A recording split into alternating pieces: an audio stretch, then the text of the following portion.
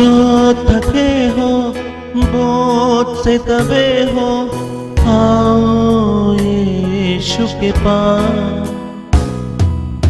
आराम मिलेगा, बल भी मिलेगा, आकर यीशु के पास।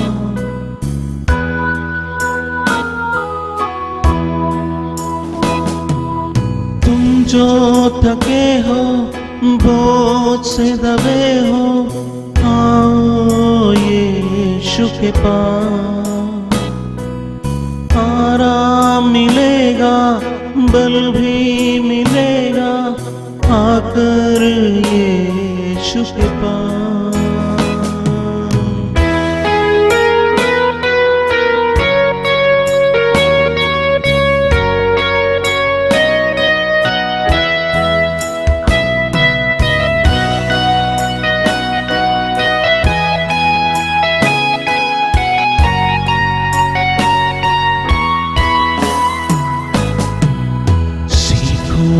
फिर यीशु से नम्र और दीन होना, जिससे तुम बोगे मन में शांति का पौधा।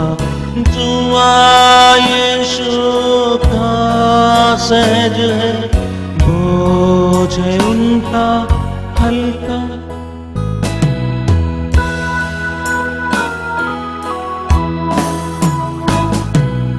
तुम जो थके हो बोझ से दबे हो, आओ यीशु के पास। आराम मिलेगा, बल भी मिलेगा, आकर यीशु के पास।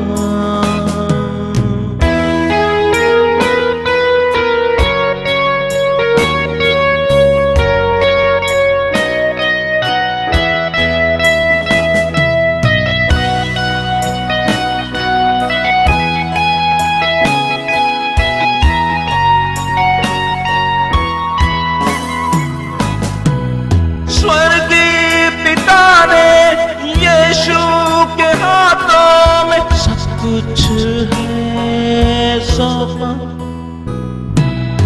यीशु की कृपा से ही मुमकिन है परमेश्वर को जानना।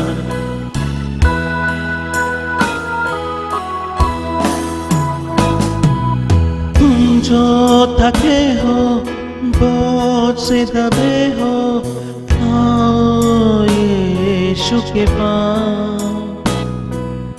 आराम मिलेगा, बल भी मिलेगा, आकर यीशु के पास। तुम जो थके हो बोझ से दबे हो, आओ यीशु के पास। आराम मिलेगा, बल भी मिलेगा, आकर यीशु के पास।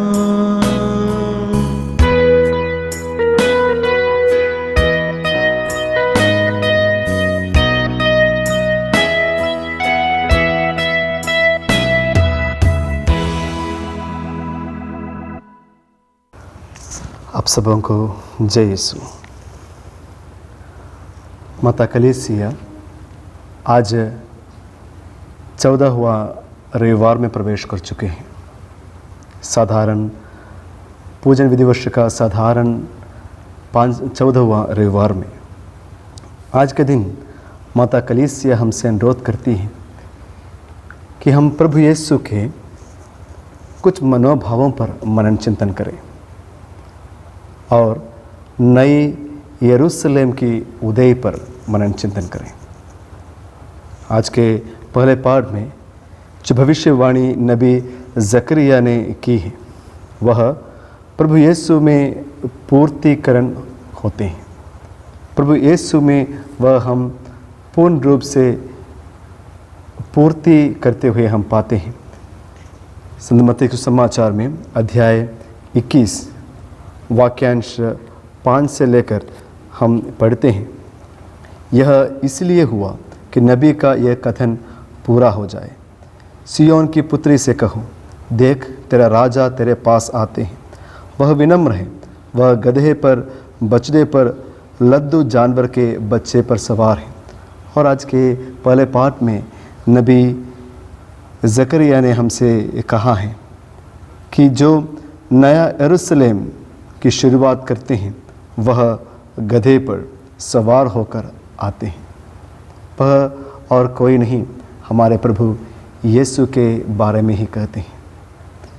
प्रिय भाई और बहनों, नए यरूशलेम की बात करते हुए आज के सुसमाचार में प्रभु हमसे कहते हैं, हे पिता, मैं तेरी स्तुति करता हूँ क्योंकि तूने इन सब बातों को ज्ञानियों और समझदारों से छिपाकर निरे बच्चों पर प्रकट किया है।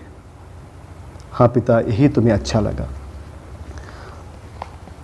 आज हम देखते हैं प्रभु यीशु के सुसमाचार में कि प्रभु यीशु उन लोगों की प्रशंसा करते हैं जो सरल है, जो विनम्र है, जो विनीत है, बच्चे हैं।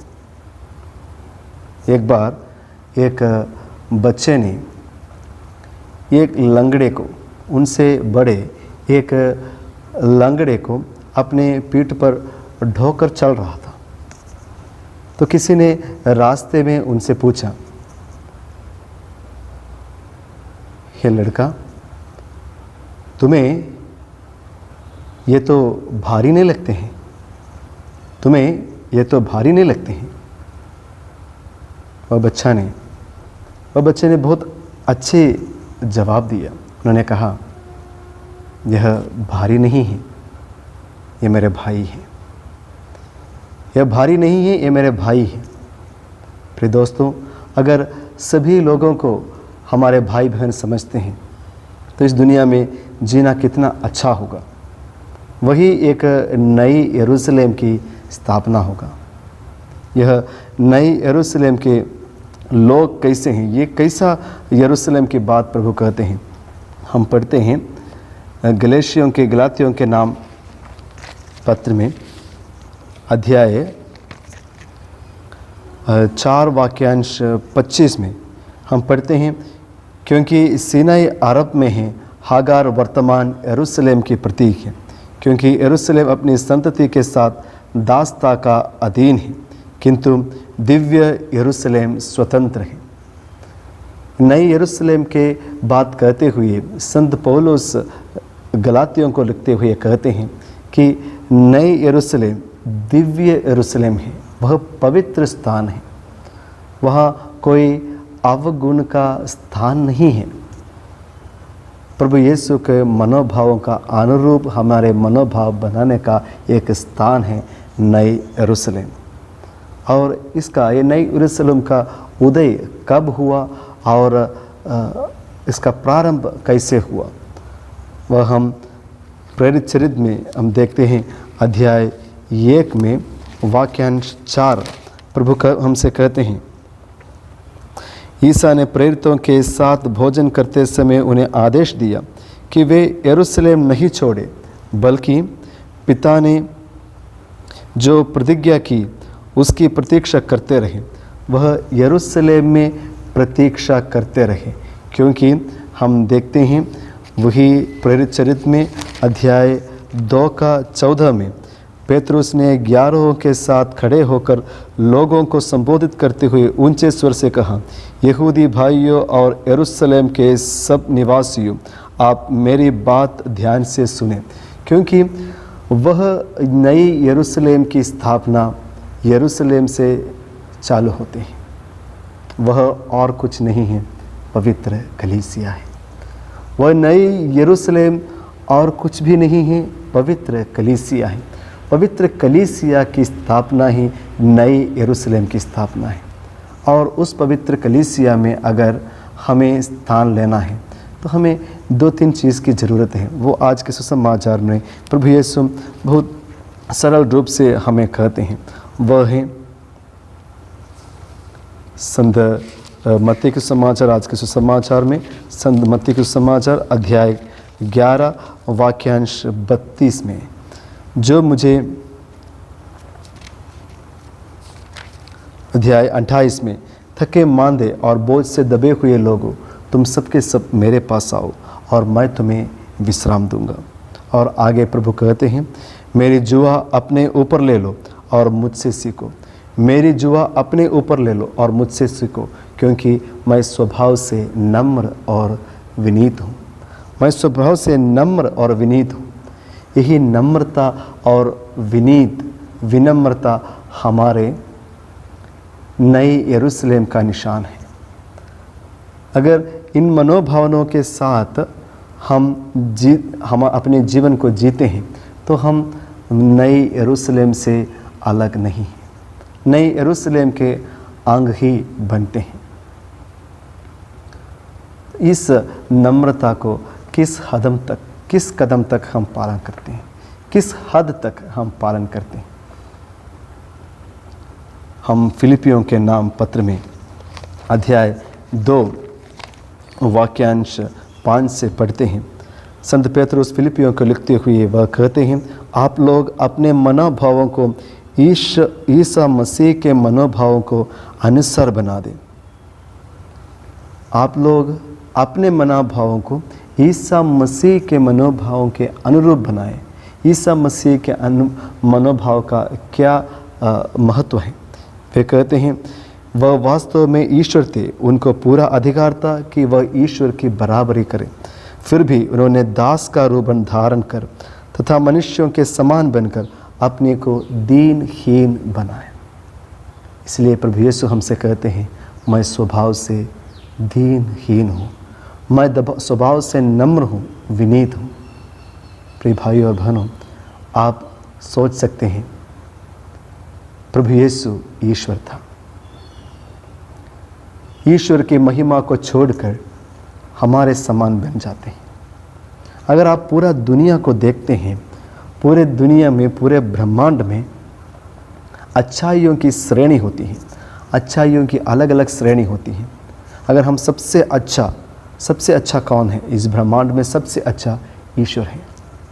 और ईश्वर के अगर एक श्रेणी नीचे आते हैं, संत मंडली और स्वर्गदूतगण, और एक श्रेणी नीचे आते हैं तो मनुष्य, और एक श्रेणी नीचे जानवर, और नीचे हम देखते हैं पेड़ पौधे, और सबसे नीचे तल में हैं निर्जीव वस्तुएं, पत्थर, ये बुक, पेन, ऐसा जो भी है, जो निर्जीव वस्तु है।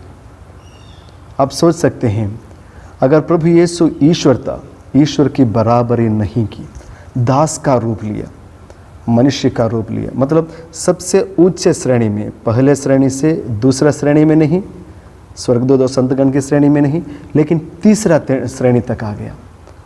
मतलब आप अपने आप को एक मनुष्य समझते हैं, हम सब अपने आप को एक इंसान समझते हैं। अगर इंसान समझते हुए, मानव समझते अपने आप को, हम अगर एक श्रेणी भी नीचे जाकर अपने आप को थोड़ा सोच के देखिए, एक जानवर बनकर, एक कुत्ता बनकर, क्या अपने आप को एक कुत्ता समझ सकते हैं आप?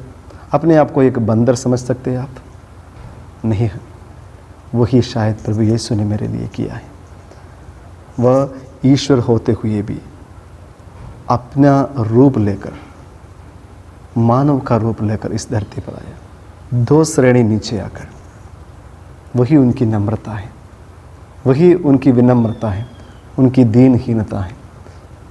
माता कलीसिया हमसे यही अनुरोध करती है, इस नई यरूशलेम में, इस माता कलीसिया में अगर हमें अंग बनना है, प्रभु यीशु के समान हम नम्र बने, प्रभु यीशु के समान हम प्रभु की जुआ को अपने ऊपर ले ले, जो सहज है, उनकी बोझ बहुत हल्का है। हम आज के दिन प्रभु से यही प्रार्थना करें, हे प्रभु मुझे विनम्र बना दीजिए, ताकि उस झुके हुए डाली के समान जिसमें फल उत्पन्न है, जो डाली में फल है वो झुकी रहते हैं, वह डाली के समान मैं हमेशा प्रभु की ओर झुके रहें। जय यीशु।